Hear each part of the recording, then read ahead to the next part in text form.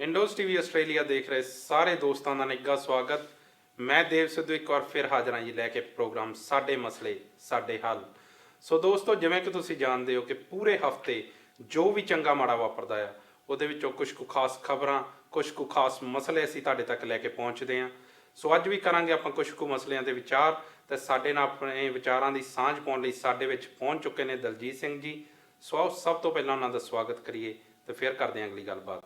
ਦਲਜੀਤ ਜੀ, ਪਿਆਰ ਭਰੀ ਸਤਿ ਸ਼੍ਰੀ ਅਕਾਲ ਤੇ ਨਿੱਘਾ ਸਵਾਗਤ ਜੀ ਪ੍ਰੋਗਰਾਮ। ਸਤਿ ਸ਼੍ਰੀ ਅਕਾਲ ਜੀ ਦੇਵ ਸਿੱਧੂ ਸਾਹਿਬ, ਤੇ ਸਤਿ ਸ਼੍ਰੀ ਅਕਾਲ ਸਾਰੇ ਇੰਡੋਜ਼ ਟੀਵੀ ਦੇਖ ਰਹੇ ਦਰਸ਼ਕਾਂ ਨੂੰ। ਤੇ ਆਸ ਕਰਦਾ ਕਿ ਤੁਹਾਡਾ ਸਮਾਂ ਬਹੁਤ ਵਧੀਆ ਬਤੀਤ ਹੋ ਰਿਹਾ ਹੋਣਾ ਜੀ। ਸੋ ਦਲਜੀਤ ਜੀ, ਜਿਹੜਾ ਮੇਰਾ ਅੱਜ ਦਾ ਪਹਿਲਾ ਸਵਾਲ ਆ ਉਹ ਹੈ ਜੀ ਅਯੋਧਿਆ ਮਾਮਲੇ ਬਾਰੇ।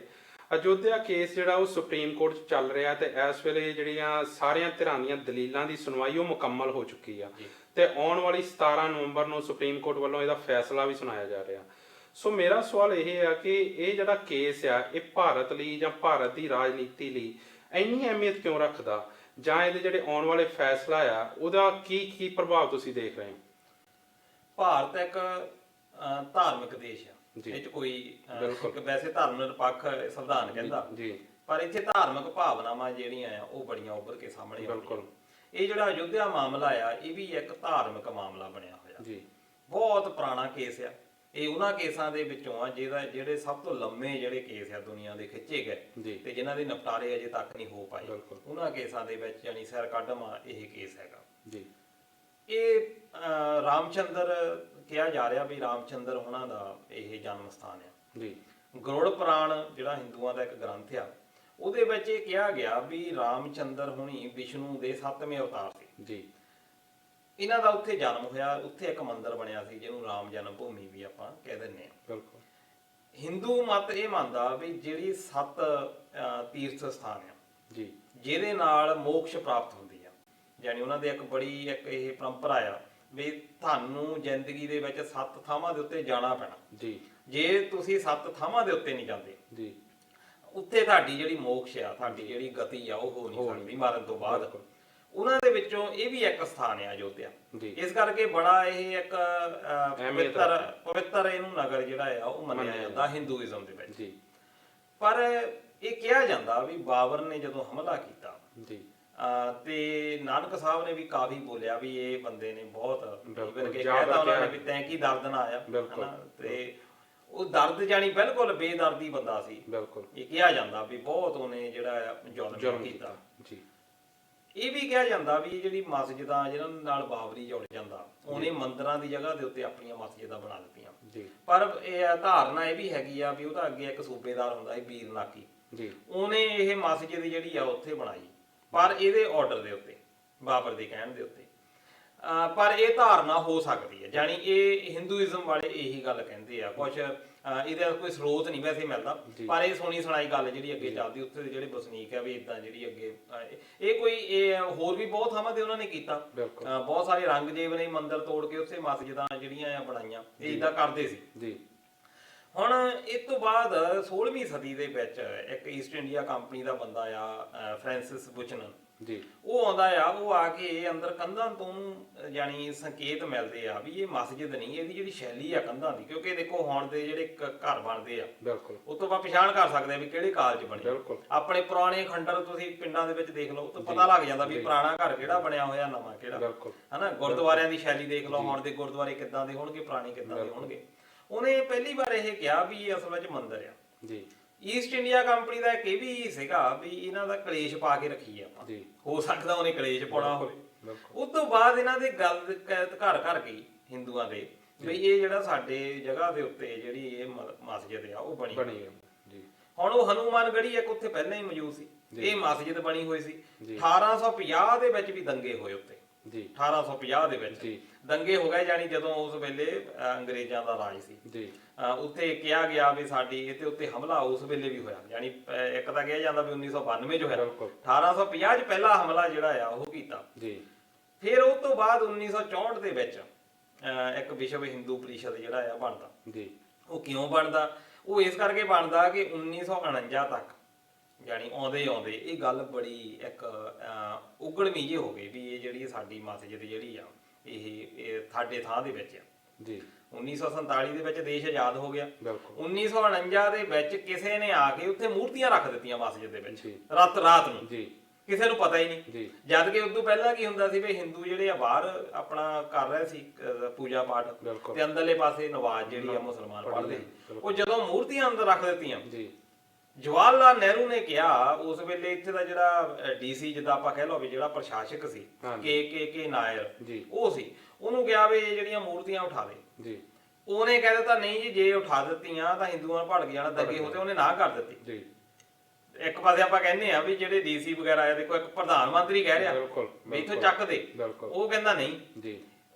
ਤੇ ਉਹਨੇ ਇਹ ਵੀ ਇੱਕ ਕਿਹਾ ਜਾਂਦਾ ਆ ਵੀ ਇਹ ਐਲਤੇ ਹੀ ਉਹਨੇ ਕੀਤੀ ਜੀ ਕੇ ਨਾਇਰ ਨੇ। ਉਹ ਬਾਅਦ ਦੇ ਵਿੱਚ ਇਹਨਾਂ ਦਾ ਜੁੜਿਆ ਵੀ ਰਿਹਾ ਹਿੰਦੂ ਮਹਾਸਭਾ ਦੇ ਨਾਲ, ਬੀਜੇਪੀ ਜਨ ਸੰਘ ਦੇ ਨਾਲ। ਜੀ ਇਹ ਜਿਹੜਾ ਲੀਡਰ ਉਹਨਾਂ ਦਾ ਕਾਫੀ ਬਣਿਆ, ਕਾਫੀ ਬੁਲਾਰਾ ਸੀ ਇਹਨਾਂ ਦਾ। ਜੀ ਹੁਣ ਉਸ ਤੋਂ ਬਾਅਦ ਇਹ ਜਿਹੜਾ ਸ਼ੁਰੂ ਹੋ ਗਿਆ ਕੰਮ, ਜੀ ਫਿਰ ਉੱਥੇ ਤਾਲੇ ਲਾ ਦਿੱਤੇ ਗਏ, ਜਿੰਦੇ ਲਾ ਦਿੱਤੇ ਗਏ, ਫਿਰ ਸੁਣਵਾਈ ਸ਼ੁਰੂ ਹੋ ਗਈ। ਉਹਦੇ ਵਿੱਚ ਜਿਹੜੇ ਸੁੰਨੀ ਵਕਫ ਬੋਰਡ ਆ, ਜਿਹੜਾ ਮੁਸਲਮਾਨਾਂ ਦੀ ਧਿਰ ਆ, ਉਹ ਚਲੇ ਗਈ ਕੋਰਟ ਦੇ ਵਿੱਚ। ਇੱਕ ਉੱਥੇ ਅਖਾੜਾ ਆ, ਉਹ ਵਿੱਚ ਚਲੇ ਗਿਆ ਵੀ ਸਾਡੀ ਵੀ ਜ਼ਮੀਨ ਉੱਥੇ ਆ। ਇੱਕ ਇਹ ਜਿਹੜੇ ਰਾਮ ਜਨਮ ਭੂਮੀ ਵਾਲੇ ਇਹ ਚਲੇ ਗਏ। ਫਿਰ 1990 ਦੇ ਵਿੱਚ ਅਟਲ ਬਿਹਾਰੀ ਆਪਣੇ ਅਡਵਾਣੀ, ਲਾਲ ਕ੍ਰਿਸ਼ਨ ਅਡਵਾਣੀ ਤੁਸੀਂ ਜਾਣਦੇ ਹੋਣੇ ਆ, ਤੇ ਉਹਨਾਂ ਨੇ ਪੋਲੀਟੀਸ਼ੀਅਨਾਂ ਨੇ ਇੱਕ ਰੱਥ ਯਾਤਰਾ ਕੱਢੀ ਵੀ ਅਸੀਂ ਜਿਹੜਾ ਆ ਇਹ ਮੰਦਿਰ ਬਣਾਉਣਾ। ਬਿਲਕੁਲ ਉਦੋਂ ਹੀ ਇਹਨਾਂ ਨੇ 1990 ਚ ਢਾ ਦੇਣੀ ਸੀ। ਉਹ ਤਾਂ ਲਾਲੂ ਪ੍ਰਸਾਦ ਯਾਦਵ ਬਿਹਾਰ ਦਾ ਮੁੱਖ ਮੰਤਰੀ ਸੀ, ਉਹਨੇ ਰੋਕ ਲਿਆ ਉੱਥੇ, ਇਹਨੂੰ ਅੱਗੇ ਨਹੀਂ ਵਧਣ ਦਿੱਤਾ। ਬਿਹਾਰ ਦੇ ਵਿੱਚ ਇਹਨੂੰ ਗ੍ਰਿਫਤਾਰ ਕਰ ਲਿਆ ਤੇ ਉਹ ਰੱਥ ਯਾਤਰਾ ਰੁਕ ਗਈ। ਫਿਰ 6 ਦਸੰਬਰ 1992 ਨੂੰ ਇਹਨਾਂ ਨੇ 1,50,000 ਵਿਸ਼ਵ ਹਿੰਦੂ ਪਰਿਸ਼ਦ ਦੇ ਜਿਹੜੇ ਬੰਦੇ ਸੀ ਉਹਨਾਂ ਨੂੰ ਇਕੱਠੇ ਕੀਤਾ। ਇਕੱਠੇ ਕਰਕੇ ਉੱਥੇ ਸੰਬੋਧਨ ਕੀਤਾ। ਉਮਾ ਭਾਰਤੀ ਉਹਦੇ ਵਿੱਚ ਆਪਣੇ ਮੁਰਲੀ ਮਨੋਹਰ ਜੋਸ਼ੀ, ਆਪਣੇ ਅਟਲ ਬਿਹਾਰੀ ਵਾਜਪੇਈ, ਲਾਲ ਕ੍ਰਿਸ਼ਨ ਅਡਵਾਣੀ, ਇਹ ਸਾਰੇ ਜਿਹੜੇ ਬੰਦੇ ਆ ਉੱਥੇ ਇਕੱਠੇ ਹੋਏ। ਉੱਥੇ ਇਹਨਾਂ ਨੇ ਇੰਨਾ ਜ਼ਿਆਦਾ ਸਪੀਚ ਭਾਵਕ ਹੋ ਕੇ ਦਿੱਤੀ ਵੀ ਅੱਜ ਅਸੀਂ ਜਿਹੜਾ ਇਹ ਬਾਬਰੀ ਮਸਜਿਦ ਢਾਹ ਕੇ ਜਾਣੀ। ਹੁਣ ਇੰਨੀ ਭੀੜ, ਬਿਲਕੁਲ 1.5 ਲੱਖ ਬੰਦਾ ਇਕੱਠਾ ਹੋਇਆ। ਹੁਣ ਜਦੋਂ ਉੱਥੇ ਜਾ ਕੇ ਕੰਟਰੋਲ ਤੋਂ ਬਾਹਰ ਹੋਈ ਤੇ ਇਨੀ ਤਾਂ 3-4 ਘੰਟੇ ਦੱਸਦੇ ਆ ਵੀ 3-4 ਘੰਟਿਆਂ ਦੇ ਵਿੱਚ ਸਾਰੀ ਮਸਜਿਦ ਜਿਹੜੀ ਆ ਉਹ ਡੇਗ ਦਿੱਤੀ। ਫਿਰ ਉਸ ਤੋਂ ਬਾਅਦ ਜਿਹੜੀ ਇਹ ਲਗਾਤਾਰ ਸੁਣਵਾਈਆਂ ਜਿਹੜੀਆਂ ਹੁੰਦੀਆਂ ਵੀ ਰਹੀਆਂ। ਫਿਰ ਇਹਦੇ ਕਮਿਸ਼ਨ ਵੀ ਬਣਦੇ ਰਹੇ ਆ। ਕਮਿਸ਼ਨ ਵੱਖ-ਵੱਖ ਜੇਕਰ ਜਿਹੜਾ ਇਹਦਾ ਕਰਦਾ ਰਿਹਾ ਵੀ ਕਿੱਦਾਂ ਹੋਣੀ ਚਾਹੀਦੀ ਆ। ਹੁਣ ਇਹਦੇ ਵਿੱਚ ਇਹ ਵੀ ਕਿਹਾ ਜਾਂਦਾ ਵੀ ਤਿੰਨਾਂ ਜਿਹੜੀਆਂ ਧਿਰਾਂ ਆ ਉਹਨਾਂ ਨੂੰ ਇਹ ਵੰਡ ਦਿੱਤਾ ਜਾਵੇ। ਪਰ ਹੁਣ ਸਮੱਸਿਆ ਇਸ ਕਰਕੇ ਆ, ਇੱਕ ਤਾਂ ਹੁਣ ਦੇਖੋ ਵੀ ਇਹ ਫੈਜ਼ਾਬਾਦ ਜ਼ਿਲ੍ਹੇ ਦੇ ਵਿੱਚ ਆ, ਯੂਪੀ ਦੇ ਵਿੱਚ। ਹੁਣ ਇਹਨਾਂ ਨੇ ਉਹਦਾ ਨਾਂ ਜਿਹੜਾ ਆ ਉਹ ਰੱਖ ਦਿੱਤਾ ਅਯੋਧਿਆ ਰੱਖ ਦਿੱਤਾ, ਉਹ ਫੈਜ਼ਾਬਾਦ ਦਾ ਜਾਨੀ ਪੂਰੇ ਜ਼ਿਲ੍ਹੇ ਦਾ ਨਾਮ। ਸੜਕਾਂ ਚੌੜੀਆਂ ਕੀਤੀਆਂ ਜਾ ਰਹੀਆਂ। ਅਦਿੱਤਿਆਨੰਦ ਨੇ ਕਹਿ ਦਿੱਤਾ, ਨਿਤਿਆਨਾਥ ਯੋਗੀ, ਉਹਨੇ ਕਹਿ ਦਿੱਤਾ ਵੀ ਸਾਰੇ ਜਿਹੜੇ ਪ੍ਰਸ਼ਾਸਕ ਜਿਹੜੇ ਜਿੰਨੇ ਵੀ ਆ ਪ੍ਰਸ਼ਾਸਕ ਬੰਦੇ ਵੀ ਤੁਸੀਂ ਚਤੰਨ ਰਹੋ।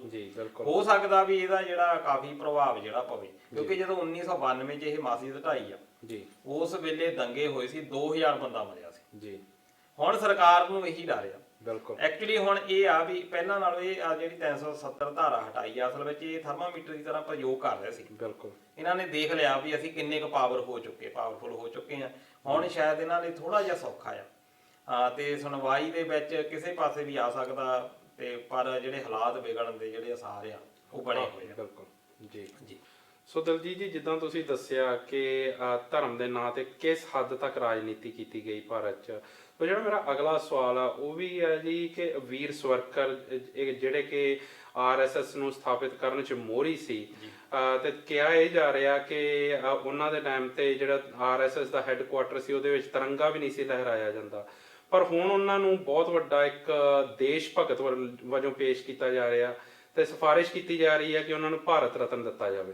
ਤੁਸੀਂ ਕਿੱਦਾਂ ਦੇਖਦੇ ਹੋ ਇਸ ਨੂੰ? ਇਹ ਸ਼ੁਰੂ ਤੋਂ ਹੀ ਪੋਲੀਟਿਕਸ ਜਿਹੜੀ ਆਪਣੇ ਰਾਜਨੀਤੀ ਵਾਲੇ ਲੋਕ ਹੈਗੇ ਆ, ਇਹ ਸ਼ੁਰੂ ਤੋਂ ਹੀ ਰਾਜਨੀਤੀ ਕਰਦੇ ਰਹੇ ਆ ਭਾਰਤ ਰਤਨ ਦੇ ਮਾਮਲੇ 'ਚ ਵੀ।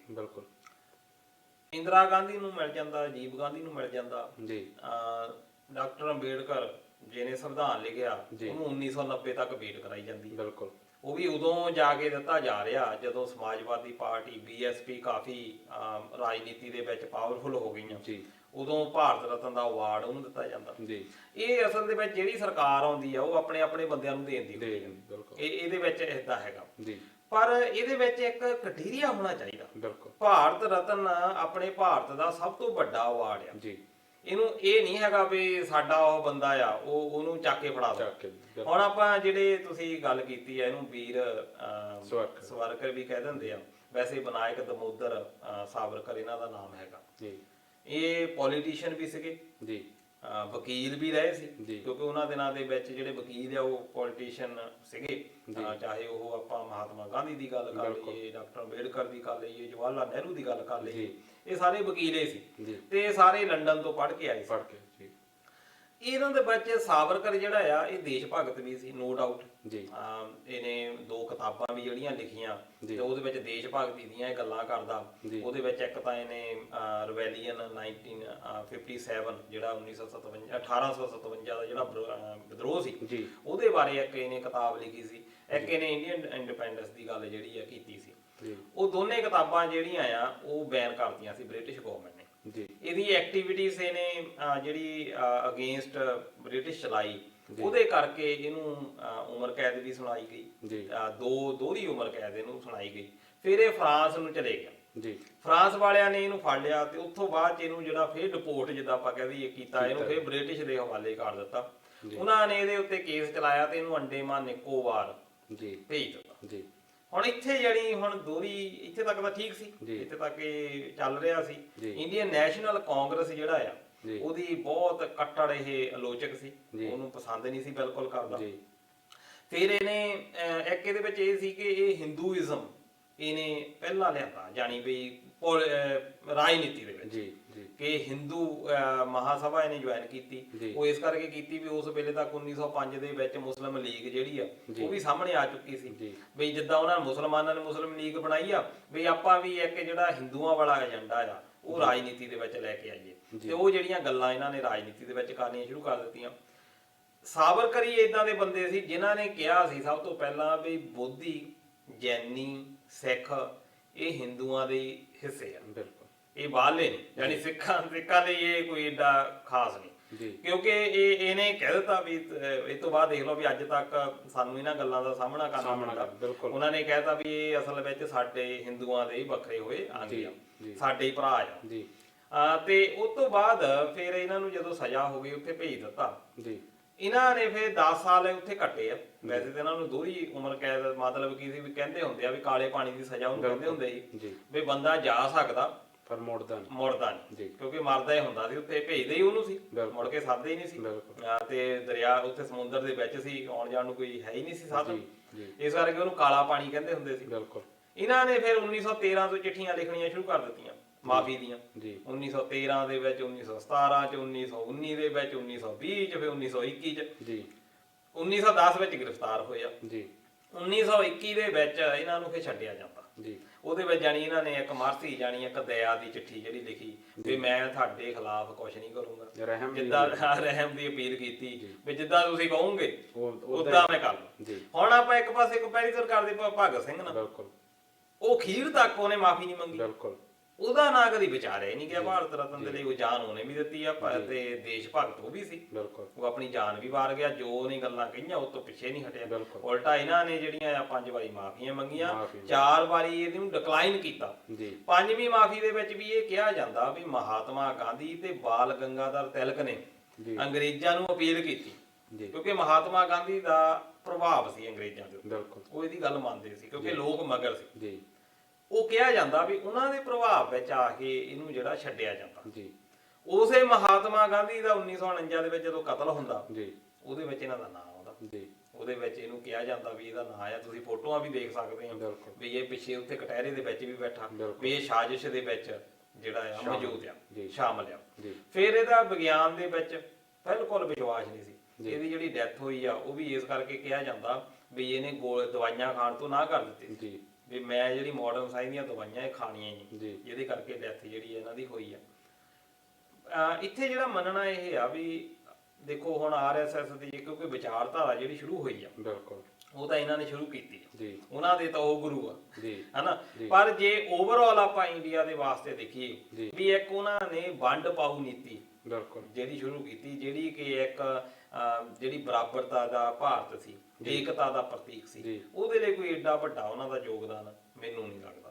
ਜੀ ਬਿਲਕੁਲ, ਜਿੱਦਾਂ ਤੁਸੀਂ ਕਿਹਾ ਵੀ ਆਰਐਸਐਸ ਦੇ ਜਿਹੜੇ ਗੁਰੂ ਸੀਗੇ, ਤੇ ਆਰਐਸਐਸ ਤਾਂ ਤਿਰੰਗੇ ਨੂੰ ਬਣਦਾ ਸਨਮਾਨ ਵੀ ਨਹੀਂ ਇੱਕ ਟਾਈਮ ਤੇ ਦਿੰਦੀ ਰਹੀ। ਫਿਰ ਇਹੋ ਜਿਹੇ ਬੰਦੇ ਨੂੰ ਦੇਸ਼ ਭਗਤੀ ਜਾਂ ਐਡਾ ਵੱਡਾ ਭਾਰਤ ਰਤਨ ਦਾ ਅਵਾਰਡ ਕਿਵੇਂ ਦੇਣਾ ਮੇਰੇ ਹਿਸਾਬ ਨਾਲ ਤਾਂ ਮੁਨਾਸਿਬ ਨਹੀਂ। ਤੁਸੀਂ ਦੇਖੋ ਵੀ ਅੰਡੇਮਾਨ ਨਿਕੋਬਾਰ ਦਾ ਜਿਹੜਾ 에ਅਰਪੋਰਟ ਬਣਿਆ ਜੀ, ਉਹਨਾਂ ਦਾ ਨਾਂ ਇਹਨਾਂ ਦੇ ਨਾਂ ਤੇ, ਸਾਵਰਕਰ ਦੇ ਨਾਂ ਬਿਲਕੁਲ ਇਸ ਵੇਲੇ, ਹਨਾ, ਇਹਨਾਂ ਦਾ ਜ਼ੋਰ ਲੱਗ ਰਿਹਾ ਵੀ ਜਿੱਥੇ ਜਿੱਥੇ ਗਾਂਧੀਆਂ ਦੇ ਨਾਂ ਹੈਗੇ ਆ, ਚਾਹੇ ਰਾਜੀਵ ਗਾਂਧੀ ਆ, ਇੰਦਰਾ ਗਾਂਧੀ ਆ, ਉਹਦੇ ਵਿੱਚ ਇਹਨਾਂ ਦੇ ਜਿਹੜੇ ਨਾਂ ਆ, ਅਜੇ ਤਾਂ ਚਲੋ ਮੋਰੇ ਵਿਰੋਧੀ ਧਿਰ ਵਾਲੇ ਟੋਕ ਰਹੇ ਆ, ਇਨੀ ਨਥੂਰਾਮ ਗੌਡਸੇ ਜਿਹੜਾ ਆ ਉਹਨੂੰ ਵੀ ਇਹ ਕੋਸ਼ਿਸ਼ ਕਰ ਰਹੇ ਆ ਅੱਗੇ ਲਿਆਉਣ ਦੀ, ਵੀ ਉਹਨੂੰ ਜਿਹੜਾ ਆ ਵਿਲਨ ਦੀ ਤਰ੍ਹਾਂ ਨਹੀਂ ਪੇਸ਼ ਕਰਨਾ ਸੀ, ਉਹਨੂੰ ਐਜ਼ ਏ ਹੀਰੋ ਪੇਸ਼ ਕਰਨਾ। ਇਹ ਜਦੋਂ ਲੋਕ ਉਹਨੂੰ ਗੱਲ ਅੱਜ ਵੀ ਕਰਨਗੇ ਬੜੀ ਰਿਸਪੈਕਟ ਦੇ ਨਾਲ ਗੱਲ ਕਰਦੇ ਆ ਨਥੂਰਾਮ ਗੌਡਸੇ, ਕਿਉਂਕਿ ਉਹਦਾ ਭਰਾ ਗੋਪਾਲ ਗੌਡਸੇ ਉਹਦਾ 1992-93 ਦੇ ਵਿੱਚ ਇਹ ਕਹਿੰਦਾ ਰਿਹਾ ਵੀ ਆਰਐਸਐਸ ਨੇ ਤਾਂ ਮਰਵਾਇਆ, ਉਹ ਮੇਰੇ ਭਰਾ ਤੋਂ ਕਹਿ ਕੇ ਮਰਵਾਇਆ, ਇਹਦਾ ਨਾਂ ਆਉਂਦਾ ਰਿਹਾ ਸੀ, ਪਰ ਸਬੂਤਾਂ ਦੀ ਘਾਟ ਦੇ ਵਿੱਚ ਇਹਨੂੰ ਜਿਹੜਾ ਛੱਡਿਆ ਗਿਆ।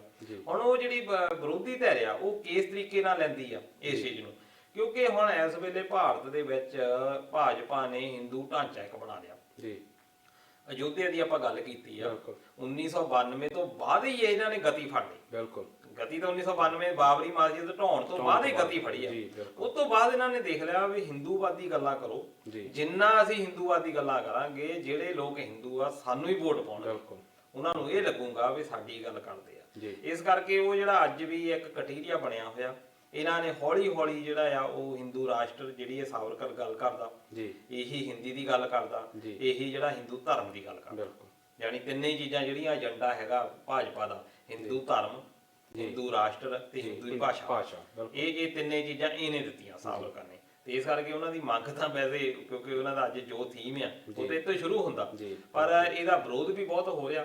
ਪਰ ਆਉਣ ਵਾਲੇ ਦਿਨਾਂ ਦੇ ਵਿੱਚ ਦੇਖਦੇ ਆ, ਕਿਉਂਕਿ ਸਰਕਾਰ ਦੇ ਹੱਥ ਵੱਸ ਦੇ ਵਿੱਚ ਹੈਗਾ ਭਾਰਤ ਰਤਨ, ਕਿਉਂਕਿ ਉਸ ਤੋਂ ਬਾਅਦ ਇੱਕ ਤਰ੍ਹਾਂ ਦੇ ਨਾਲ ਉਹਨਾਂ ਨੂੰ ਪਰਮਿਸ਼ਨ ਮਿਲ ਜਾਣੀ ਆ ਇਹਨੂੰ ਪੂਜਣ ਦੀ, ਬਕਾਇਦਾ ਤੌਰ ਤੇ ਭਾਰਤ ਰਤਨ ਮਿਲਣ ਤੋਂ ਬਾਅਦ। ਜੀ ਸੋ ਦਲਜੀਤ ਜੀ, ਜਿਹੜੀ ਅਗਲੀ ਮੈਂ ਗੱਲ ਕਰਨੀ ਚਾਹੁੰਦਾ ਉਹ ਕਰਨੀ ਚਾਹੁੰਦਾ ਜੀ ਬੈਂਕਾਂ ਦੀ।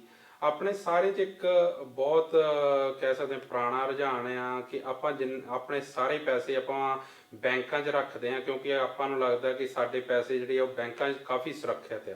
ਪਰ ਜਿਹੜੇ ਇਹਨਾਂ ਦਿਨੀ ਆ ਉਹ ਸਾਰੇ ਭਾਰਤੀਆਂ 'ਚ ਇਸ ਚੀਜ਼ ਨੂੰ ਲੈ ਕੇ ਇੱਕ ਤਰ੍ਹਾਂ ਦਾ ਸਹਿਮ ਦਾ ਮਾਹੌਲ ਆ, ਕਿਉਂਕਿ ਉਹਨਾਂ ਨੂੰ ਆਪਣਾ ਬੈਂਕਾਂ 'ਚ ਪਿਆ ਪੈਸਾ ਵੀ ਸੁਰੱਖਿਅਤ ਨਹੀਂ ਮਹਿਸੂਸ ਕਰ ਰਹੇ ਹੋ।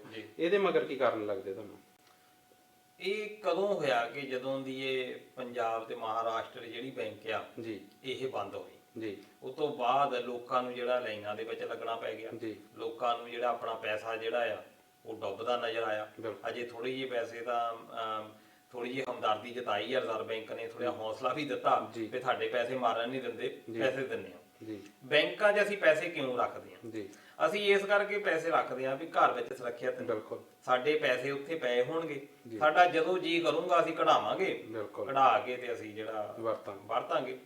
ਪਰ ਕਦੀ ਨੋਟਬੰਦੀ ਲੱਗ ਜਾਂਦੀ ਆ, ਨੋਟਬੰਦੀ ਤੋਂ ਬਾਅਦ ਜਿਹੜੇ ਪੈਸੇ ਆ ਸਾਨੂੰ ਲਾਈਨਾਂ ਦੇ ਵਿੱਚ ਲੱਗਣਾ ਪੈ ਜਾਂਦਾ। ਸਾਨੂੰ ਇੱਕ ਦਿਨ ਦੇ ਵਿੱਚ ਕਿਹਾ ਜਾਂਦਾ ਤੁਸੀਂ ਅੱਜ 500 ਮਿਲਣਾ, ਮਹੀਨੇ ਬਾਅਦ ਸਾਨੂੰ 1000 ਮਿਲਣਾ, 1500 ਮਿਲਣਾ, ਸਾਡੇ ਹੀ ਪੈਸੇ ਸਾਨੂੰ ਹੀ ਜਿਹੜੇ ਨਾ ਕਰ ਦਿੰਦੇ ਆ। ਫਿਰ ਉੱਪਰੋਂ ਹੜਤਾਲਾਂ ਬਹੁਤ ਹੁੰਦੀਆਂ, ਹੜਤਾਲ ਹੋ ਜਾਂਦੀ ਆ, ਏਟੀਐਮ ਸਾਰਿਆਂ ਦੇ ਵਿੱਚ ਜਾਂ ਤਾਂ ਹੋਵੇ, ਏਟੀਐਮ ਵਿੱਚ ਤਾਂ ਪੈਸੇ ਹੋਣ, ਏਟੀਐਮ ਵੀ ਖਾਲੀ ਹੋ ਜਾਂਦੇ ਆ, ਕੋਈ ਢਾਂਚਾ ਹੀ ਨਹੀਂ ਬਣਦਾ। ਦੇਵ ਸਿੱਧੂ ਸਾਹਿਬ ਮੇਰਾ ਲਾਸਟ ਜਦੋਂ 2 ਵਾਰੀ ਮੈਂ ਗਿਆ, ਇੱਕ ਵਾਰੀ ਤਾਂ ਨੋਟਬੰਦੀ ਵੇਲੇ ਵੀ ਮੈਂ ਗਿਆ, ਉਸ ਵੇਲੇ ਘਰ ਪ੍ਰੋਗਰਾਮ ਵੀ ਸੀ, ਉਹਦੀ ਮੈਨੂੰ ਪਤਾ ਵੀ ਕਿੰਨਾ ਅਸੀਂ ਖੱਜਲ ਖੁਆਰ ਹੋਏ। ਦੂਜੀ ਵਾਰ ਬੈਂਕਾਂ ਦੀ ਹੜਤਾਲ। ਹੁਣ ਇਹ ਕਿਉਂ ਏਦਾਂ ਹੁੰਦਾ ਕਿ ਬੈਂਕਾਂ ਜਿਹੜੀਆਂ ਆ, ਜਿਹੜਾ ਆਲ ਇੰਡੀਆ ਇੱਕ ਫੈਡਰੇਸ਼ਨ ਹੈਗੀ ਬੈਂਕ ਦੀ, ਤੇ ਇੱਕ ਬੈਂਕ EMPLOYEES ਜਿਹੜੀ ਯੂਨੀਅਨ ਇਹਨਾਂ ਦੀ ਹੈਗੀ ਆ, ਇਹ 2 ਯੂਨੀਅਨਾਂ ਹੈਗੀਆਂ, ਇੱਕ ਐਸੋਸੀਏਸ਼ਨ ਆ ਤੇ ਇੱਕ ਫੈਡਰੇਸ਼ਨ ਆ। ਇਹਨਾਂ ਨੇ ਹੜਤਾਲ ਜਿਹੜੀ ਆ ਕੱਲ ਰੱਖੀ ਸੀ ਮੰਗਲਵਾਰ ਇਸੇ ਵੀਕ ਦੇ ਵਿੱਚ, ਤੇ ਉਹਦੇ ਵਿੱਚ ਇਹਨਾਂ ਨੇ ਸਾਰੇ ਜਿਹੜੇ ਦੇਸ਼ ਵਿਆਪੀ ਬੈਂਕ ਆ ਉਹ ਬੰਦ ਕੀਤੇ ਸੀ। ਇਹ ਕਿਉਂ ਬੰਦ ਕੀਤੇ ਸੀ? ਵੀ ਜਿਹੜੀ ਵਿੱਤ ਮੰਤਰੀ ਸੀਤਾਰਮਨ ਹੈ, ਉਹਨਾਂ ਨੇ ਕਿਹਾ ਵੀ 10 ਬੈਂਕਾਂ ਜਿਹੜੀਆਂ ਆ ਵੱਡੀਆਂ ਬੈਂਕਾਂ, ਉਹਨਾਂ ਨੂੰ ਮਿਲਾ ਕੇ 4 ਕਰ ਦੇਣ, ਜਾਨੀ ਉਹਨਾਂ ਦਾ ਰਲੇਵਾਂ ਕਰ ਦੇਣਾ। ਪਹਿਲਾਂ ਵੀ ਕੀਤੀਆਂ ਗਈਆਂ ਵੀ ਹੁਣ ਜਿਹੜੀਆਂ ਆ 10 ਦੀ ਜਗ੍ਹਾ ਤੇ 4 ਹੋ ਗਈਆਂ, ਤਾਂ ਕਿ ਜਿਹੜੀਆਂ ਬੈਂਕਾਂ ਨੂੰ ਵੱਡਾ ਬਣਾਤਾ ਜਾਵੇ। ਸਰਕਾਰ ਦੀ ਮਨਸ਼ਾ ਇਹ ਆ ਵੀ ਜਿਹੜੀ ਇੰਡੀਆ ਦੀ ਇਕਨੋਮੀ ਆ ਅਗਲੇ 4-5 ਸਾਲਾਂ ਦੇ ਵਿੱਚ $5 ਟ੍ਰਿਲੀਅਨ ਦੀ ਕਰਨੀ, ਉਹਦੇ ਵਿੱਚ ਉਹ ਸੁਧਾਰ ਜਿਹੜੇ ਬੈਂਕਾਂ ਦੇ ਵਿੱਚ ਲਿਆ ਰਹੇ ਆ।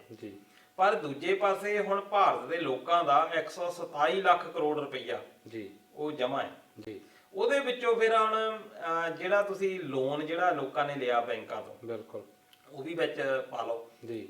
ਤੇ ਉਹ ਲੋਨ ਜਿਹੜਾ ਆ ਬੈਂਕਾਂ ਨੂੰ ਵਾਪਸ ਮਿਲਣ ਦੀ ਕੋਈ ਸੰਭਾਵਨਾ ਜਿਹੜੀ ਆ ਉਹ ਨਜ਼ਰ ਨਹੀਂ ਆ ਰਹੀ ਜੀ। ਪਰ ਇੱਕ ਪਾਸੇ ਆਪਾਂ ਸੋਚ ਲਈਦਾ ਵੀ ਕਿਸਾਨਾਂ ਨੇ ਬਹੁਤ ਕਰਜ਼ਾ ਲਿਆ ਹੈ। ਬਿਲਕੁਲ ਬੈਂਕਾਂ ਦੇਖੋ ਬੈਂਕਾਂ ਨੇ ਤਾਂ ਕਰਜ਼ਾ ਸਾਨੂੰ ਦੇਤਾ, ਪਰ ਉਹਨਾਂ ਨੂੰ ਵਾਪਸ ਜਿਹੜੀ ਆ ਉਹ ਮਿਲਣ ਦੀ ਸੰਭਾਵਨਾ ਕੋਈ ਜਿਹੜੀ ਨਜ਼ਰ ਨਹੀਂ ਆ ਰਹੀ ਕਿ ਉਹ ਸਰਕਾਰ ਇਸ ਗੱਲ ਦੇ ਉੱਤੇ ਧਿਆਨ ਹੀ ਨਹੀਂ ਦੇ ਰਹੀ ਜੀ।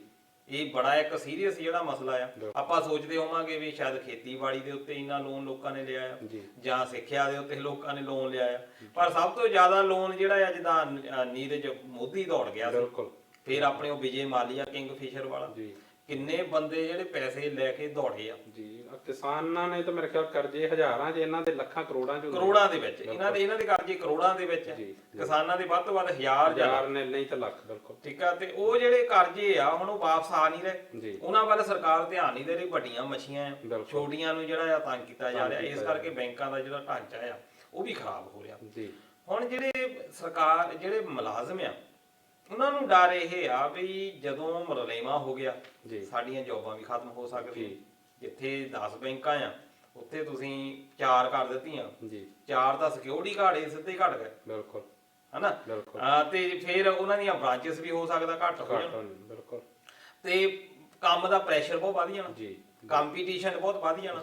ਪਹਿਲਾਂ ਆਪਾਂ ਆਰਾਮ ਨਾਲ ਬਹਿੰਦੇ ਹੁੰਦੇ ਸੀ, ਹੁਣ ਆਪਾਂ ਨੂੰ ਕੰਮ ਵੀ ਕਰਨਾ ਪੈਣਾ। ਸਾਰੇ ਨਹੀਂ, ਬੈਂਕ ਮੁਲਾਜ਼ਮਾਂ ਦੀ ਮੈਂ ਗੱਲ ਕਰਦਾ ਜੀ, ਸਰਕਾਰੀ ਕੰਮ ਕਰਦੇ ਆ, ਬਹੁਤ ਵਧੀਆ ਤਨਖਾਹਾਂ ਇਹਨਾਂ ਦੀਆਂ। ਬਿਲਕੁਲ। ਜਾਨੀ ਇਹ ਗੱਲ ਦਾ ਗੁੱਸਾ ਹੀ ਵੈਸੇ ਕਰ ਸਕਦੇ ਆ ਜੀ, ਬਹੁਤ ਵਧੀਆ ਤਨਖਾਹਾਂ ਆ, ਵਧੀਆ ਇਲਾਕਿਆਂ ਦੇ ਵਿੱਚ ਇਹਨਾਂ ਦੀਆਂ ਕੋਠੀਆਂ ਆ ਜੀ।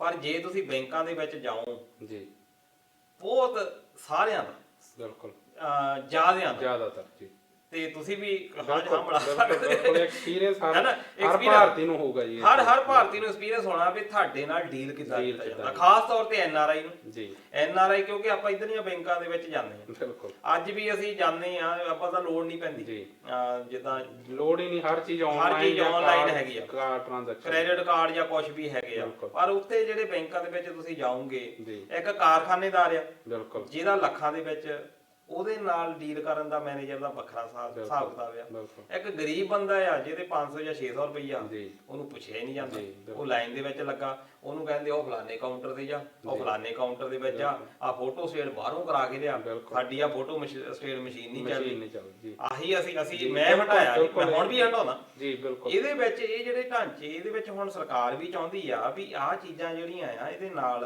ਖਰਾਬ ਹੋ ਰਿਹਾ ਸਾਡਾ ਢਾਂਚਾ, ਅਸੀਂ ਇਸ ਚੀਜ਼ ਨੂੰ ਸੁਧਾਰਨਾ ਆ। ਫਿਰ ਭ੍ਰਿਸ਼ਟਾਚਾਰ ਬਹੁਤ ਆ ਜੀ। ਹੁਣ ਜਿਹੜੇ ਆ ਮੋਦੀ ਹੋਣੀ ਦੌੜੇ ਆ ਜੀ, ਹੁਣ ਜੇ ਉਹਦੇ ਵਿੱਚ ਆਪਾਂ ਦੇਖੀਏ ਵੀ ਨਰਿੰਦਰ ਮੋਦੀ ਨੇ ਥੋੜੀ ਸਾਈਨ ਕਰਕੇ ਦਿੱਤੇ ਆ ਜੀ। ਉਸ ਜਿਹੜੇ ਬੈਂਕ ਦੇ EMPLOYEE ਆ, ਉਹਨਾਂ ਨੇ ਦੇਖਣਾ, ਉਸ ਬੰਦੇ ਦਾ ਕੰਮ ਆ ਵੀ ਅਸੀਂ ਸਿਕਿਉਰਿਟੀ ਦੇਖੀ ਨਹੀਂ ਬੰਦੇ ਜੀ। ਬਿਲਕੁਲ। ਸਰਕਾਰ ਹੁਣ ਉਸ ਕਰਪਸ਼ਨ ਦੇ ਉੱਤੇ ਵੀ ਜਿਹੜਾ ਨਿਯੰਤਰਣ ਕਰਨਾ ਚਾਹੁੰਦੀ ਆ ਜੀ। ਪਰ ਦੂਜੇ ਪਾਸੇ ਮੁਲਾਜ਼ਮਾਂ ਦੀ ਇਹ ਮੰਗ ਹੈਗੀ ਆ ਵੀ ਤੁਸੀਂ ਕਾਨੂੰਨਾਂ ਦੇ ਵਿੱਚ ਕੋਈ ਸੋਧ ਨਹੀਂ ਕਰਦੇ ਜੀ। ਵੈਸੇ ਤੁਸੀਂ ਸਾਡੇ ਦੇ ਸਕੰਜਾ ਕੱਸੀ ਜਾਂਦੇ ਆ, ਇਹ ਇੱਕ ਹੁਣ ਮੈਂ ਤਾਂ ਉਹਨਾਂ 'ਚ ਆਪਾਂ ਗਲਤੀ ਕੱਢਦੇ ਆ।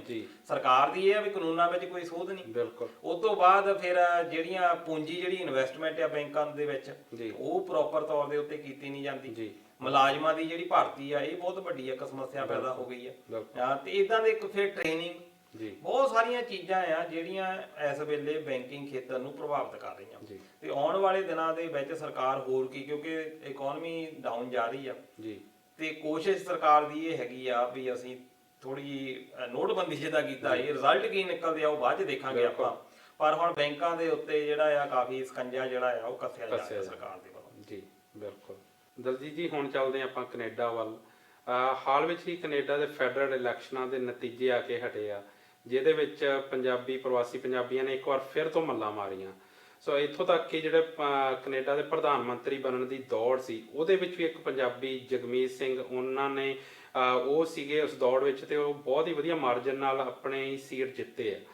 ਬਟ ਮੇਰਾ ਜਿਹੜਾ ਸਵਾਲ ਹੈ ਉਹ ਕੋਈ ਸਿਆਸੀ ਨਹੀਂ, ਮੈਂ ਬਸ ਇਹੀ ਪੁੱਛਣਾ ਚਾਹੁੰਦਾ ਕਿ ਕੈਨੇਡਾ 'ਚ ਪੰਜਾਬੀਆਂ ਦਾ ਇੰਨਾ ਵਧੀਆ ਰੁਤਬਾ ਆ, ਉਹ ਇਹ ਜਿਹੜਾ ਰੁਤਬਾ ਇੱਥੋਂ ਤੱਕ ਪਹੁੰਚਣ ਮਗਰ ਤੁਸੀਂ ਕੀ ਕਾਰਨ ਸਮਝਦੇ ਆ, ਜਾਂ ਉਹਨਾਂ ਨੂੰ ਇੱਥੋਂ ਤੱਕ ਪਹੁੰਚਣ ਨੂੰ ਕਿੰਨਾ ਟਾਈਮ ਲੱਗ ਗਿਆ ਲੱਗਦਾ?